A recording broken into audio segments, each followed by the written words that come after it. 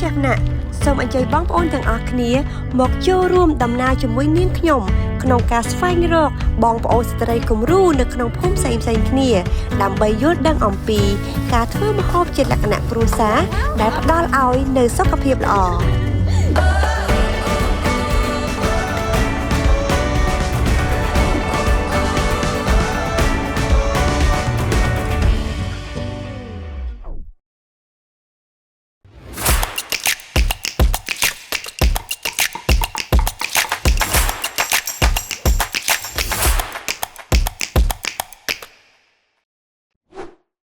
ជម្រាបសួរបងប្អូនទាំងអស់គ្នាខ្ញុំ chef ណាក់បងប្អូននៅចាំបងប្អូនស្រីម្នាក់ឈ្មោះថាហ៊ុំនីទេចាដែលគាត់លើកមុនគាត់បង្រៀនយើងឲ្យធ្វើម្ហូបមួយមុខឈ្មោះថាភ័ក្រប្រង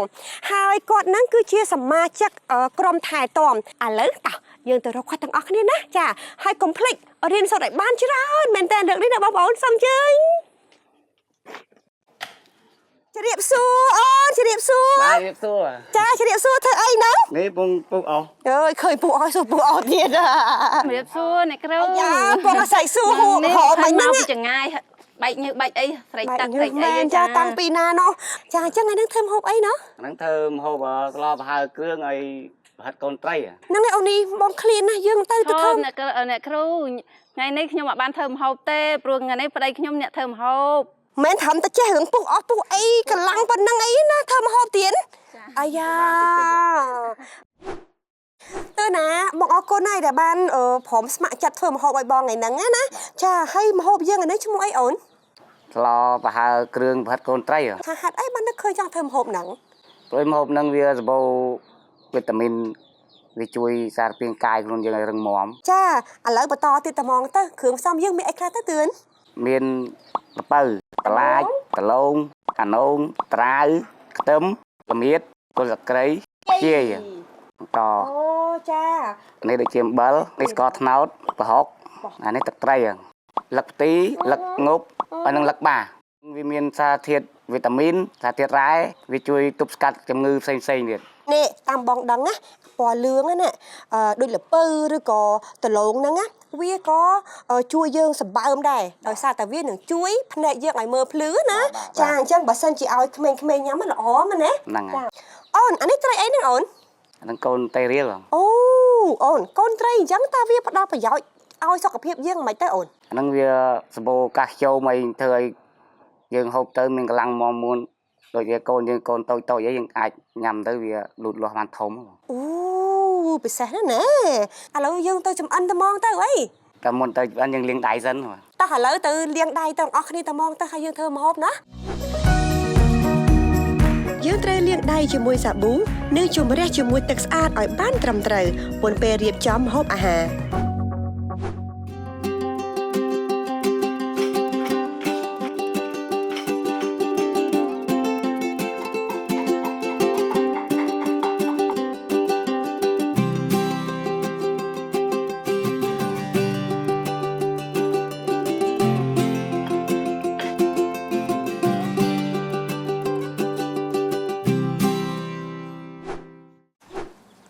ឥឡូវយើងលាងដៃលាងអីស្អាតហើយ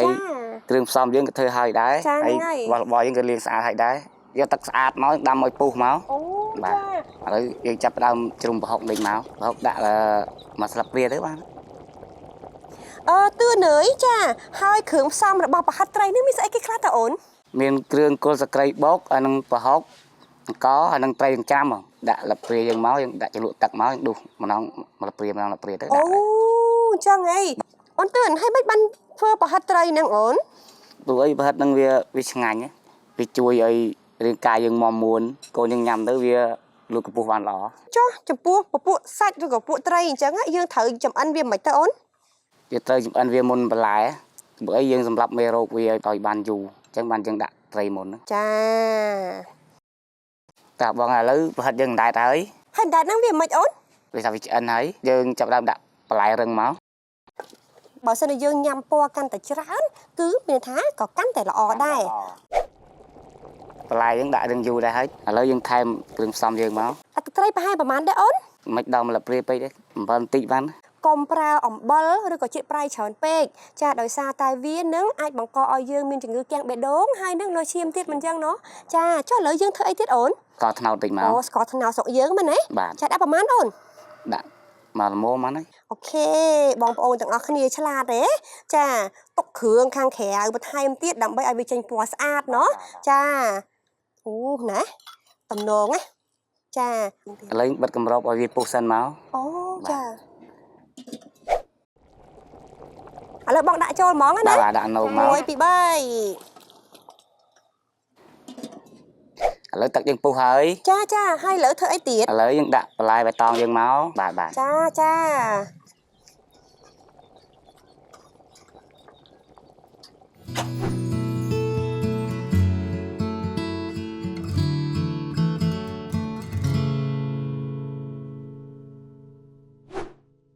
លោកគ្រូខ្ញុំអរគុណហើយខ្ញុំសូមជូនលោកគ្រូណាមួយចាននេះដែលបានចែករំលែកអំពីវិធីធ្វើក៏ដូចជាអត្ថប្រយោជន៍របស់សុខភាពអញ្ចឹងបងប្អូនទាំងអស់គ្នាម្ហូបមួយមុខនេះគឺងាយស្រួលមែនទែនដោយសារតែបន្លែអីទាំងអស់ហ្នឹងគឺនៅសតែនៅក្នុងភូមិក្នុងស្រុកហើយក្នុងចំការខ្លួនឯងមិនអញ្ចឹងណាអញ្ចឹងសង្ឃឹមថាបងប្អូនទាំងអស់គ្នានឹងអាចយក